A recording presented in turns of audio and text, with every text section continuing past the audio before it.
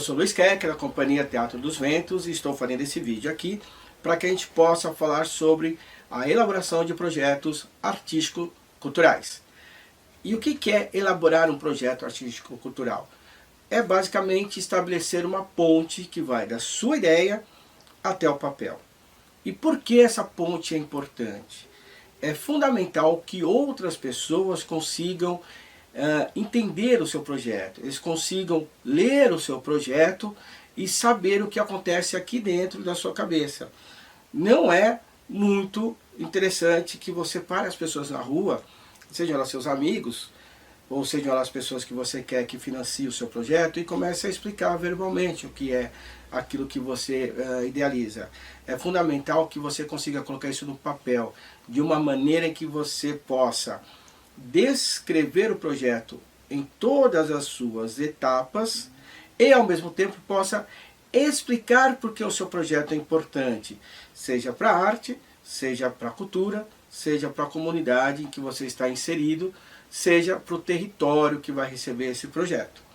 Mas para a gente poder falar sobre essa elaboração, dos projetos artístico-culturais, primeiro a gente tem que conseguir entender um pouco mais conceitualmente, um pouco mais filosoficamente, a importância de fato da arte e da cultura para as pessoas e para a sociedade em geral. Então, esse nosso vídeo vai estar dividido, ele está dividido em dois momentos. Esse primeiro momento, em que a gente vai falar mais abstratamente da arte e da cultura, e o segundo momento, em que nós vamos falar efetivamente de como elaborar os projetos artístico-culturais. Bem, então, vamos lá. Primeiro momento, o papel da arte e da cultura no desenvolvimento do ser humano e das sociedades.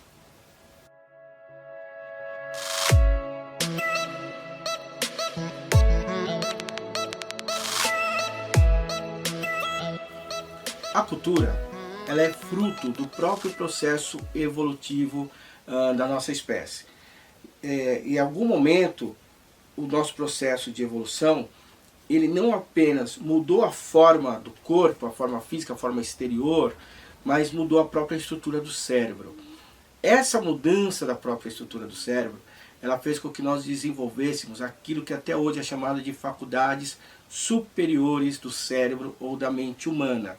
E quais são essas faculdades, O que resume essas faculdades? Basicamente é a nossa habilidade de dar significados, de atribuir significados às pessoas, às coisas, às emoções, aos sentimentos, a tudo aquilo que nos cerca. É a partir disso que a gente consegue pensar em termos históricos, tanto pensar no passado quanto projetar o futuro. É a partir desse momento do desenvolvimento dessas capacidades em que nós de fato nos tornamos humanos. Agora, isso não se deu num processo fechado em si mesmo, mas na dinâmica, na relação do ser humano com a natureza. É nessa interação com a natureza, nessa troca com a natureza, que nosso cérebro foi experimentando, descobrindo, desenvolvendo habilidades, conhecimentos e, sobretudo, transmitindo isso que foi aprendido e apreendido para próximas gerações. Então, nós paramos em algum momento nesse processo evolutivo de apenas interagir imediatamente com a natureza. Essa nossa interação com a natureza não é mais imediata, mas ela começa a ser mediata. A partir do momento que nós criamos essa mediação, que são esse conjunto de símbolos, significados, esse novo arcabouço que nós colocamos entre nós e a natureza, é a partir daí em que nós começamos a desenvolver os conhecimentos, as culturas em geral. Ou seja, nós não apenas transacionamos com a natureza, mas nós passamos a interferir na natureza. Então, é nesse momento que nós não apenas deixamos de ser caçadores e caça no jogo imediato de quem caça quem, mas a gente começou a desenvolver estratégias de caça, desenvolver armas para caçar. Nós conseguimos, a partir daí, e morar nas regiões mais frias do planeta, porque nós criamos formas de nos aquecer, ou conseguimos ir para as regiões mais quentes do planeta, porque nós encontramos formas de nos refrescar. Então, o desenvolvimento da cultura é sobretudo o desenvolvimento de elementos, de significações, de conhecimentos, experiências entre nós e a natureza, entre nós e o nosso bando, nosso grupo humano, mas sobretudo desses conhecimentos, a possibilidade de transformá-los em tradições, em conhecimentos transferíveis, ensináveis. Quer dizer, a gente pode ensinar tudo isso para os outros, sejam os mais novos, sejam aqueles que estão comigo. Esse é o momento chave de quando nós nos tornamos humanos. Então, ser humano não é apenas uma condição natural, mas também é uma condição cultural. Ser humano significa então que você nasce em culturas. Um bebê, quando nasce, ele não é necessariamente humano, ele precisa aprender a ser humano. Ele é humano enquanto espécie biológica, mas ele precisa aprender a cultura onde ele vai se desenvolver. Existem relatos, por exemplo, de crianças que foram criadas desde da primeira infância por animais que, quando são descobertas, não conseguem se humanizar por completo, porque aquele momento mais importante da formação do cérebro, onde ele devia estar interagindo com outros seres humanos, ele foi apartado disso. Ele tem um cérebro funcional, ele tem um cérebro completo, mas esse processo de desenvolvimento da cultura lhe foi tirado, né? A situação fez com que ele não tivesse acesso a isso, então, portanto, ele não se humanizou por completo. Então a gente percebe que a cultura é algo muito mais profundo e muito mais intrínseco à nossa condição humana.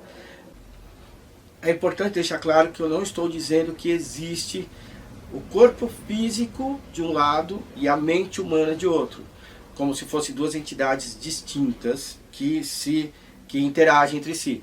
Não é isso, mas que a corporeidade humana, a parte física, a parte estrutural, a parte concreta, no processo evolutivo desenvolveu uma capacidade. Essa capacidade é uma capacidade subjetiva.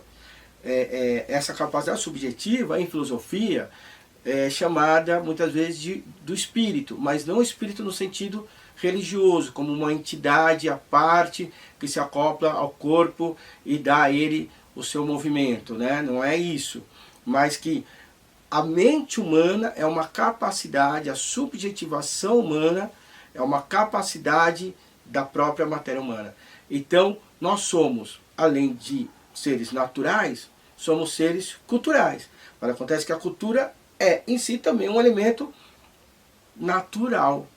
Por isso que a gente não fala em natureza humana. É muito comum a gente falar da natureza humana, mas o que a gente costuma dizer é que o ser humano não tem uma natureza própria, ele não tem uma natureza acabada, ou alguma coisa que a gente possa descrever como um ser que se define em si, mas o ser humano tem uma condição humana. Por que uma condição? Porque ser humano depende dos condicionamentos, das situações que nós vivemos ao longo do nosso processo evolutivo e ainda vivemos num processo evolutivo que chegou talvez no seu momento mais complexo, de sociedades extremamente complexas, divididas, de máquinas que podem nos levar até a Lua, até o fundo dos oceanos, mas ainda assim de pessoas que acreditam que nada disso aconteceu e assim por diante. Então, o que nós falamos é de uma condição humana. Pois bem, mas como que isso é pensado por alguns dos importantes pensadores e pensadoras da questão da cultura? Vou citar algum deles. O primeiro é o historiador inglês Peter Burke, que diz o seguinte: cultura é uma palavra imprecisa com muitas definições correntes. A minha definição é a de um sistema de significados, atitudes e valores partilhados e as formas simbólicas em que elas são expressas ou encarnadas. Peter Burke, então, ele trabalha com essa forma mais tradicional de pensar a cultura, que a gente encontra em muitos outros pensadores e pensadoras que se debruçam sobre o tema. Então a cultura seria um conjunto de tradições que dão identidade, que dão cotidianidade à vida das pessoas de uma determinada comunidade. Além do Peter Burke, também escreveu a respeito dessa questão um antropólogo estadunidense muito interessante chamado Clifford Geertz. O Geertz diz o seguinte: a cultura é melhor vista não como complexos de padrões concretos de comportamento, costumes, usos, tradições, feixes de hábitos, como tem sido o caso até agora, mas como conjunto de mecanismos de controle, planos, receitas, regras, instruções, o que os engenheiros de computação chamam programas, para governar o comportamento. O homem é precisamente o animal mais desesperadamente dependente de tais mecanismos de controle, de tais programas culturais para ordenar seu comportamento.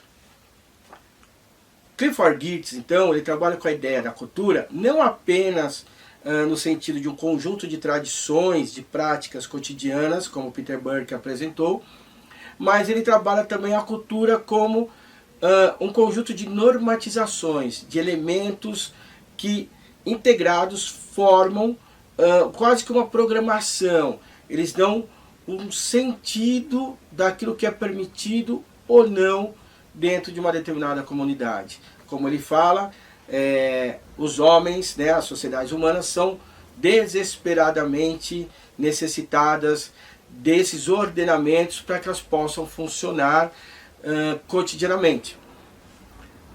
Para além dessa definição do Clifford Geertz, que já é um pouco mais avançada do que a do Peter Burke, vamos conhecer agora a definição da Faiga Ostrauer, que foi uma artista plástica brasileira. Procuramos definir aqui o que entendemos por cultura. São as formas materiais e espirituais com que os indivíduos de um grupo convivem, nas quais atuam e se comunicam, e cuja experiência coletiva pode ser transmitida através de vias simbólicas para a geração seguinte.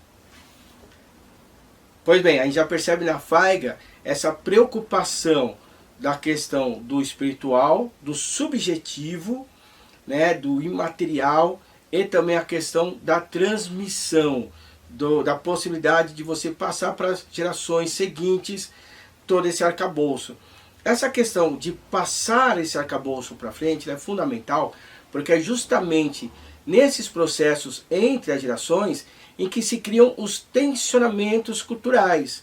Os tensionamentos que vão existir entre aqueles que querem preservar as culturas como elas são, às vezes até de uma forma mecânica, e aqueles que percebem que as culturas precisam ser atualizadas, precisam avançar, que a única forma delas se manterem é se atualizando.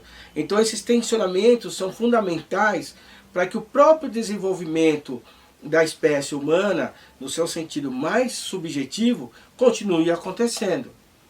Mas nós temos ainda mais uma definição de cultura que talvez seja uma das mais importantes, que é do filósofo húngaro George Lukács, que diz: a ação das objetivações produzidas e desenvolvidas, como a ciência e a arte, se manifesta sobretudo no fato de que nelas os critérios de seleção, agrupamento, intensidade, etc., das atividades subjetivas postas em ato estão muito mais delimitados e determinados que nas demais manifestações da vida. Como é natural, há aqui transições muito matizadas, especialmente no trabalho, no qual objetivamente apresento no curso da história muitas transições entre a ciência e a arte. O que Lukács está dizendo aqui é o seguinte, que nas sociedades em que a ciência, por um lado, e a arte, a estética, por outro lado, estejam desenvolvidas, a tendência é que o cotidiano, que a vida comum das pessoas, que as manifestações da vida sejam superiores, estejam num grau de realização muito mais qualificado. Ou seja, o desenvolvimento do conhecimento, aí o Lukács está pensando em termos gerais, né? Então ele está colocando a ciência, a arte, mas a gente pode ter isso com o desenvolvimento cultural das sociedades, quando as sociedades se preocupam com o avanço naquilo que é mais objetivo, que é a ciência, aquilo que é mais subjetivo, que é a estética, as sociedades têm um grau de desenvolvimento maior. E por que nós precisamos de uma sociedade com um grau de desenvolvimento maior? Porque é justamente nessas sociedades em que o ser humano mais se realiza como ser humano, em que a humanidade, em que as capacidades do ser humano estão mais presentes nas relações entre as pessoas. Se a gente pensar em uma questão que é muito antiga, mas que ainda é muito válida e cada vez mais a nossa sociedade tem demonstrado o quanto é válida, que é ou nós caminhamos em direção à civilização, em condição às capacidades do desenvolvimento do que é ser humano, ou nós caminhamos inexoravelmente para a barbárie. Não há um meio termo para a humanidade. Então, o desenvolvimento da cultura é a garantia de que nós, enquanto seres humanos, podemos nos realizar. Se pararmos para pensar que nós somos a única espécie que pode efetivamente acabar com o planeta, com a nossa prática cotidiana, nós percebemos o quanto o desenvolvimento da cultura é fundamental, não apenas para a manutenção da nossa espécie, mas para a manutenção de todas as espécies vivas e de todo o planeta em geral. Ajudar a criar e sustentar não apenas um clima de encorajamento à liberdade de expressão artística, mas também as condições materiais que facilitam o aparecimento de talentos criativos. Esse é um trecho da recomendação sobre o status do artista da ONU. Então a gente percebe que existem duas preocupações aí, que é tanto a possibilidade do acesso à arte e à cultura, quer dizer, o público, né, as populações terem acesso à arte e à cultura, mas também a garantia da capacidade ou das capacidades de realização desse trabalho. Então, quando a gente está falando em política pública para a cultura, nós estamos falando, por um lado, sobre o direito de acesso à arte e à cultura para a população em geral, e o direito ao trabalho para o artista e para o produtor cultural. E é aí que se desdobram as políticas públicas para a cultura, que no Brasil são relativamente recentes. Talvez a primeira experiência de vulto que a gente teve no Brasil foi a gestão do Capanema, do Gustavo Capanema, à frente do que então se chamava Ministério da Educação e da Saúde. Ele não chegou a efetivar o Ministério da Cultura. Isso aconteceu durante o governo Getúlio Vargas, e o Capanema ele tinha uma visão muito clara da importância do desenvolvimento de uma identidade nacional a partir da cultura. É óbvio que, sendo o governo do Vargas um governo com recorte autoritário muito forte, a visão do Capanema era de que o papel da identidade cultural deveria ser, por um lado, a formação dos líderes, né, dos gestores do Estado, das indústrias, enfim, a formação da elite brasileira, por um lado, e do outro lado, a classe trabalhadora, a população em geral, entendendo o seu papel dentro desse desenho social para o desenvolvimento do país. Apesar desse aspecto, foi a primeira vez em que se pensou política pública centralizada, verticalizada para o país. Então isso é um avanço, apesar do seu aspecto autoritário. Bem, e aí que nós damos um salto bem grande entre a experiência do Capanema à frente do Ministério da Educação e Saúde até o ano de 2003, já com a experiência do Gilberto Gil à frente do Ministério da Cultura, quando ele começa um amplo debate nacional com vários artistas e produtores locais dos vários territórios do país, e nesse amplo e democrático debate surge finalmente o Sistema Nacional de Cultura, que acaba incorporado à Constituição Federal. E isso significa então que a cultura deixa de ser apenas uma preocupação de política de governo, ou seja, cada vez que muda a pessoa titular da pasta da cultura, seja no ministério, nas secretarias estaduais ou municipais, e cada vez que muda essa pessoa, se muda tudo, começa tudo de novo, começa a se pensar em cultura em termos de política de Estado, de política consolidada, que transcende os governos e com maior participação popular.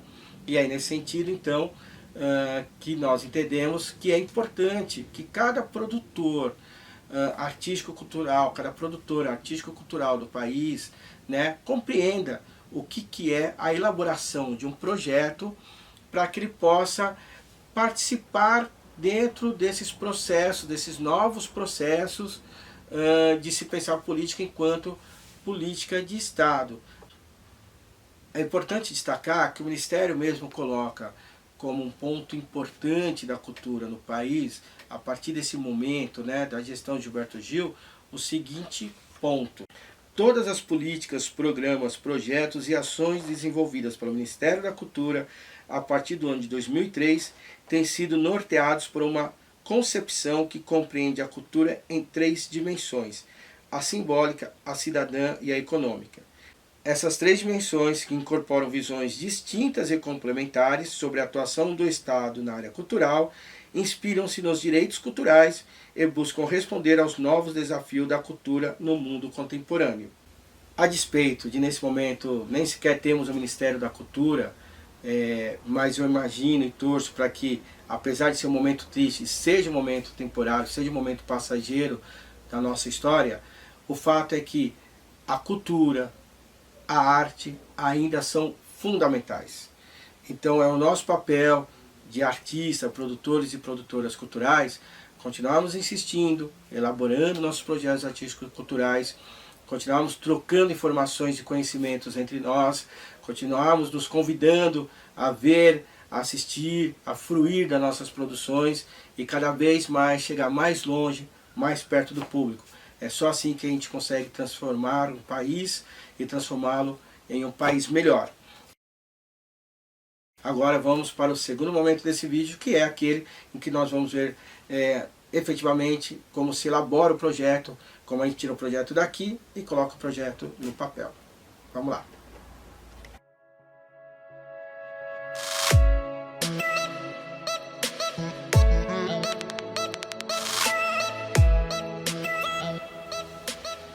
Bem, chegamos agora ao segundo momento do nosso vídeo, aquele que efetivamente nós vamos ver como que você desdobra a sua ideia artística em um projeto artístico-cultural bem elaboradinho, bem fechado, no papel, pronto para ser apresentado, seja na forma de um edital público, ou um edital de alguma empresa, alguma coisa ligada à iniciativa privada, ou enfim, alguém para quem você acha que é interessante apresentar o seu projeto. Nós vamos dividir o projeto artístico-cultural em 4 partes. A primeira parte são os aspectos conceituais do projeto. A segunda parte são os aspectos quantitativos do projeto.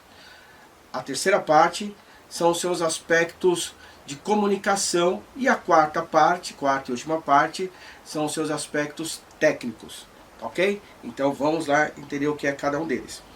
O que eu estou chamando de aspecto conceitual do projeto é a ideia propriamente dita, aquilo que você pretende fazer. E essa parte ela vai estar dividida em outras partes menores, que são o resumo do projeto, os objetivos diretos e indiretos e a justificativa do projeto. O resumo é uma descrição muito sucinta do que você pretende fazer. Vamos imaginar então, apenas como exemplo, ao longo agora do vídeo, que se pretende montar um espetáculo, o Alto da Compadecida do Ariano Suassuna. Eu estou falando de teatro, mas isso serve para todas as linguagens artísticas, seja a música, a dança, o vídeo, enfim. Você vai descrever ali então o que você pretende fazer, a montagem e a circulação, se for o caso, do Alto da Compadecida. Mas isso não basta. Você tem que dizer por onde você pretende circular com esse espetáculo. E dar um indicativo mínimo de para qual público você pretende apresentar. E quais são os acessos desse público a sua montagem.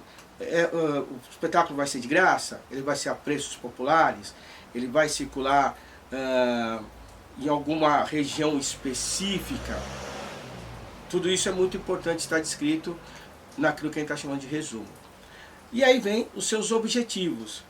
Primeiramente, os objetivos diretos, ou seja, aquilo que de fato e de imediato vai acontecer, vai parecer repetitivo, mas não é, que é a montagem e a circulação do espetáculo, o Alto da Compadecida do Ariano Suassuna. Mas isso se desdobra em objetivos indiretos, e eles são tão importantes quanto. Quando você diz, por exemplo, que você vai circular na região periférica, isso é um objetivo indireto. Permitir o acesso de um determinado público, de uma determinada região, a um espetáculo tradicional do teatro brasileiro, que poucas vezes tem sido montado ultimamente. Você pode também colocar como objetivo indireto, garantir o acesso ao teatro gratuitamente, caso seja essa questão do projeto que você está montando. Na verdade, os objetivos indiretos é como se fossem valores agregados. Na verdade, são valores agregados ao seu objetivo direto. Aquilo em que o objetivo direto se desdobra, ainda que não seja o principal. O principal é montar o Alto da Compadecida. Agora, da forma como ele se desdobra, a forma como ele acessa o público, a forma como ele garante a circulação do espetáculo por uma região, se for o caso, ou um espetáculo que vai fazer uma temporada numa região em que normalmente não acontece grandes atividades culturais, tudo isso são valores agregados, são ações ou resultados ou desdobramentos que estão para além daquilo que é imediato. E é importante saber descrever e valorizar a descrição que você faz dos objetivos indiretos. O que é exatamente a justificativa? É você pegar aquilo que você já entende como valor agregado do projeto, que você acabou de descrever nos objetivos indiretos, e você vai aprofundar, você vai ampliar, você vai colocar uma lente de aumento sobre isso, e vai colocar isso não mais apenas como descrição, mas vai colocar isso na forma de explicação. Então, quando você coloca, por exemplo, no objetivo indireto, que pretende fazer uma circulação para uma região específica aí do seu território, que normalmente não recebe um espetáculo teatral, sobretudo não recebe um espetáculo do teatro brasileiro mais clássico, você vai explicar isso na justificativa. Você vai explicar por que isso é importante. Quando você coloca no seu objetivo indireto de que seu espetáculo vai poder circular a preços gratuitos, né, a ingresso gratuito ou a preços populares, isso na forma de descrição no objetivo indireto, na justificativa, você vai explicar por que isso é importante. Então a justificativa, ela vai ter dois campos principais. O primeiro campo é o social, ou o político-social. Você vai explicar o porquê que o seu projeto é importante. Se até então você estava descrevendo, agora você vai explicar a importância dele. Mas tem um outro campo, que é o teórico. Algo que é importante você começar a aprofundar na justificativa é teoricamente por que seu projeto é importante. Qual que é o papel da explicação teórica? A justificativa, ela não pode ficar só numa explicação imediata de algum problema, de alguma situação que você entende que pode ser resolvida por meio do seu projeto. O que eu quero dizer com isso? Então você entende que aquele território não recebe um espetáculo da dramaturgia clássica brasileira. E aí você coloca que você vai atender a essa demanda nesse projeto. Mas é preciso explicar de fundo por que esse território não recebe. Então você precisa ter dados sobre esse território, entender esse território de uma forma mais profunda do que apenas a explicação imediata. Por isso que a justificativa, então, ela opera nesses dois campos, o político-social e o teórico. Quanto mais você conseguir se aprofundar nesses dois campos, mais densa e mais elaborada fica a sua justificativa. Pois bem, esses são os elementos que compõem os aspectos conceituais do seu projeto. É a sua ideia propriamente dita, descrita e explicada. Isso é fundamental você guardar isso. Mas aí a gente tem a parte do quantitativo. O quantitativo do projeto ele se divide em duas partes menores, o orçamento e o cronograma. Vamos começar pelo cronograma. O cronograma é como você espalha o seu projeto no tempo, como que você vai distribuir os vários momentos, as várias partes, as várias etapas do seu projeto no tempo. Normalmente nós dividimos o cronograma em 3 etapas: pré-produção, produção e pós-produção. O que é a pré-produção? A pré-produção são todas aquelas tarefas que precisam ser realizadas antes do projeto efetivamente acontecer, antes da sua ideia efetivamente acontecer. Novamente, recorrendo ao nosso exemplo do espetáculo Alto da Comparecida, do Ariano Suassuna. Se o seu projeto é apresentar o Alto da Comparecida, essa é a sua ideia original, existem etapas que precisam acontecer antes disso, tarefas que precisam acontecer antes disso, que são, por exemplo, os ensaios, se for o caso de você descrever os ensaios do seu projeto, se a peça não estiver pronta, a confecção do material gráfico de divulgação, o fechamento, né, quer dizer, o agendamento dos teatros ou dos espaços onde você vai circular com o espetáculo.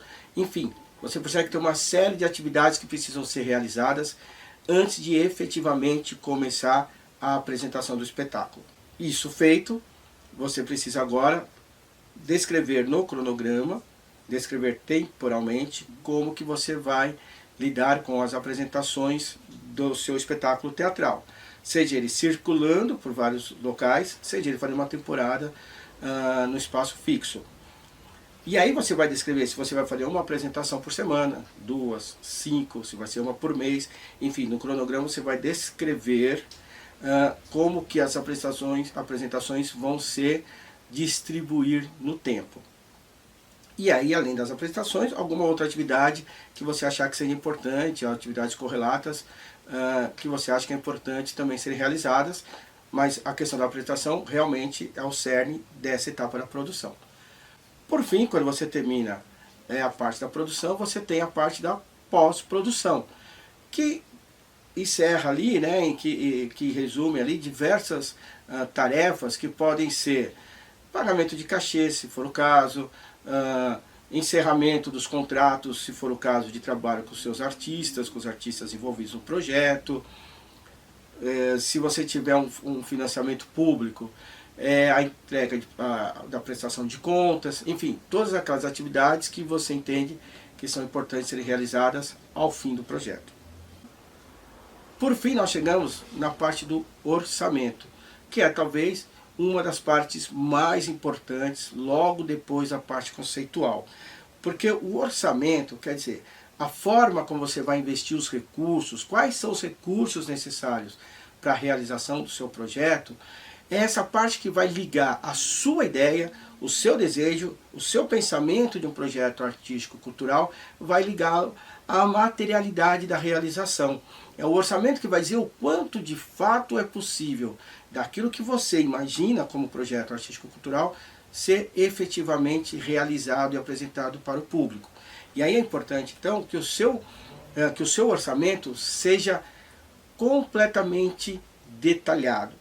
E aí, quando eu falo detalhado, são todos os detalhes possíveis, que vai desde o figurino, cenário, cachês, mas até a quantidade de copos d'água que você vai comprar para o pessoal tomar durante a apresentação, alimentação, se no seu projeto está contemplado o ensaio, cachê de ensaio, um lanche para o pessoal tomar, se você vai pagar o transporte para o pessoal durante o ensaio, enfim, tudo isso tem que estar muito bem detalhado, tanto na quantidade por pessoa, quanto na quantidade por vezes que essas pessoas vão se encontrar. Então, o que eu quero dizer? Se você está pensando, vamos pensar no orçamento de alimentação para o seu espetáculo. Vamos supor que o seu espetáculo tem, durante o dia, 15 pessoas participando, entre elenco, técnicos, o pessoal da fotografia, você mesmo como produtor, se tiver lá no dia. Então vou imaginar 15 pessoas ao longo de 20 apresentações. Então você tem que calcular a alimentação dessas 15 pessoas multiplicado por 20, né, que são os 20 dias de apresentação, as 20 apresentações. Então você tem que fazer esse cálculo o mais detalhado possível. Quanto mais detalhado possível o seu cálculo for, e quanto mais os preços que você registrar ali no seu orçamento estiverem condizente com os preços de mercado, maior é a possibilidade de seu projeto, se ele estiver concorrendo ao edital, de ser aprovado. É muito comum projetos ou serem reprovados ou terem cortes no seu orçamento, justamente porque os orçamentos não condizem com a realidade de mercado. Então essa é a parte quantitativa do projeto. E aí nós entramos na terceira parte, que é a parte da comunicação, que é a forma como o seu projeto vai dialogar com o público, não no sentido da apresentação propriamente dito, mas como que você vai chamar o público para o seu espetáculo. A gente também chama de plano de mídia, quer dizer, são as estratégias com as quais você vai trabalhar para divulgar o seu projeto. Essas estratégias, elas têm que combinar, por um lado, o seu acesso, a sua capacidade de se utilizar dos veículos de comunicação.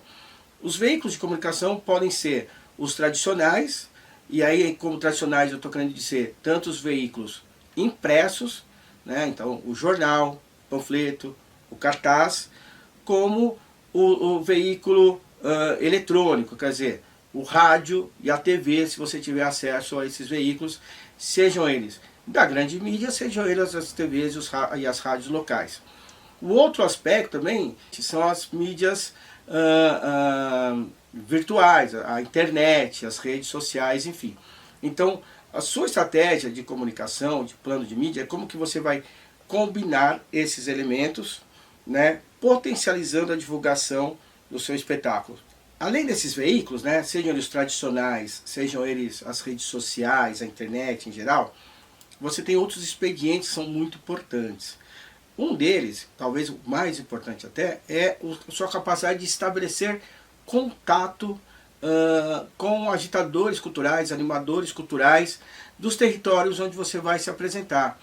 Talvez nos grandes centros urbanos isso já seja um pouco mais difícil, mas normalmente nas cidades de médio e pequeno porte é muito comum, sobretudo quando você não é daquele território, você fazer contato com animadores culturais locais, pessoas que se tornam parceiros do seu projeto, te ajudando a divulgá-lo.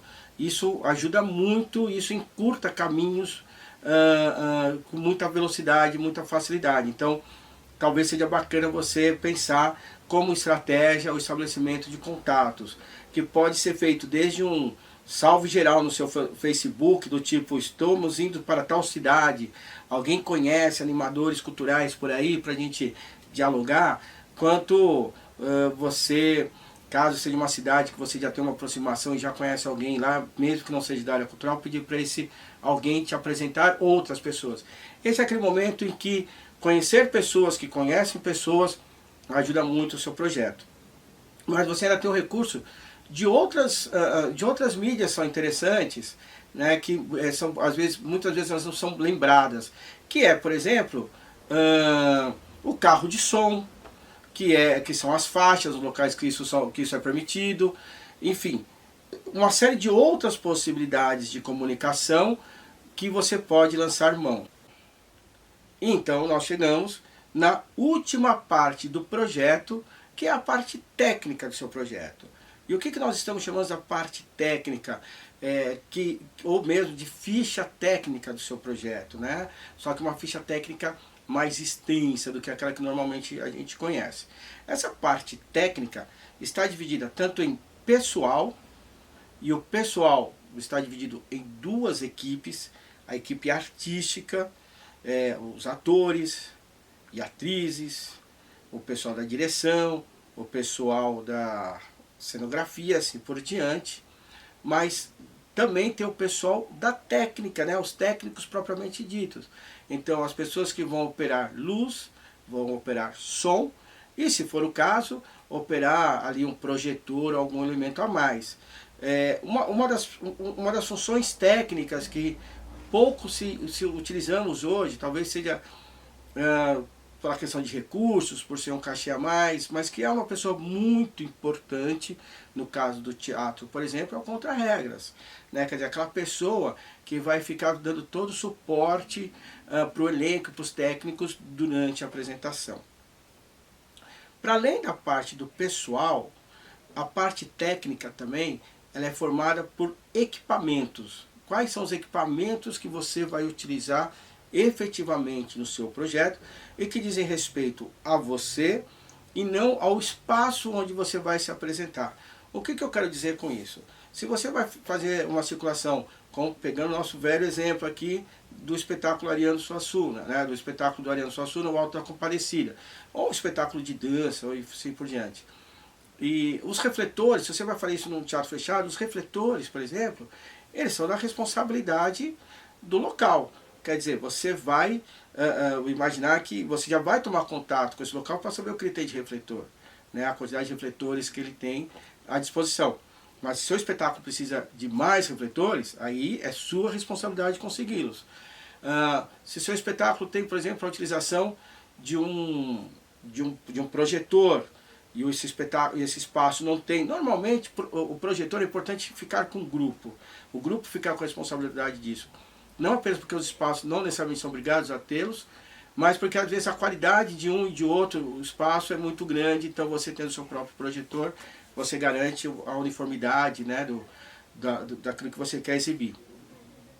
Mas o equipamento também diz respeito, por exemplo, num show de música, a todo o set, né, todas as caixas e mesas, enfim, todo esse equipamento mais específico da música, que os espaços também não são obrigados a ter.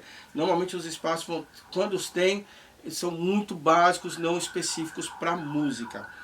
Por isso que é muito importante, quando você vai apresentar seu projeto, tanto no projeto artístico-cultural que você está elaborando, mas quando você vai se apresentar em algum espaço fechado, você ter também, a parte isso, o seu mapa de luz, e quando for o caso, no caso da música específica, o seu RAID, né? o seu mapa de equipamentos, né? Quer dizer, onde vai estar a sua bateria, os microfones e assim por diante.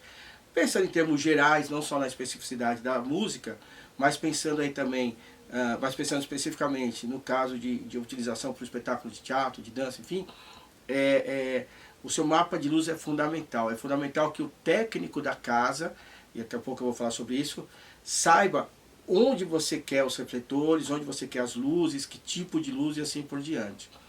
Lembrando que normalmente o comum, né, o que é de praxe, é que cada teatro tem o seu técnico, cujo trabalho é o de deixar reservado ali na vara os refletores, o equipamento de som deixá-lo em estado de uso, mas cada grupo, né, cada produção tem que ter o seu técnico, que vai ser responsável por afinar a luz, no diálogo ali com o técnico da casa e pela operação, sobretudo pela operação da luz e do som, né? Então é fundamental você compreender essa questão da técnica. Enfim, é isso. Se nós, né, na hora de elaborarmos nosso projeto, na hora que nós tivermos nossa ideia, e na hora que nós resolvermos desdobrar nossa ideia em um projeto elaborado no papel, em um projeto descrito e explicado, de forma a que ele possa ser lido por outras pessoas, inclusive na forma de um edital. Se na hora de fazermos esse desdobramento no papel, nós seguimos essas 4 etapas, essas quatro partes que eu apresentei aqui agora para vocês, né? Recapitulando, a parte conceitual, a parte quantitativa, a parte de comunicação e a parte técnica, você efetivamente fez um bom projeto artístico-cultural. É importante lembrar que ter um bom projeto artístico-cultural não garante que você vença um edital, por exemplo. Mas você não vence um edital se você não tiver um bom projeto artístico-cultural. Um bom projeto que seja efetivamente a ponte entre a sua ideia aqui na cabeça e o papel. Você precisa construir essa ponte. E essa ponte segue essas quatro partes que a gente pode imaginar, então, como se fossem os 4 pilares dessa ponte. Bom, é isso que eu tinha para apresentar para vocês. Espero que tenha ajudado bastante. Você dizer que nós, a Companhia Teatro dos Ventos, a gente gosta muito de fazer esse trabalho de parceria com outros grupos e outros artistas. Se você tiver alguma dúvida, alguma necessidade, se você quer aprofundar algo que foi explicado e que ainda ficou um pouco nebuloso para você, não se faça de rogado. Entre em contato com a gente, seja pelo Facebook, seja pelo Instagram, seja pelo WhatsApp. Na hora dos créditos finais desse vídeo, a gente vai colocar todos esses contatos para você. Fala com a gente, vamos trocar ideia. Boa sorte, espero que você realize seu projeto. Convida a gente para ver. Até mais, obrigado, valeu.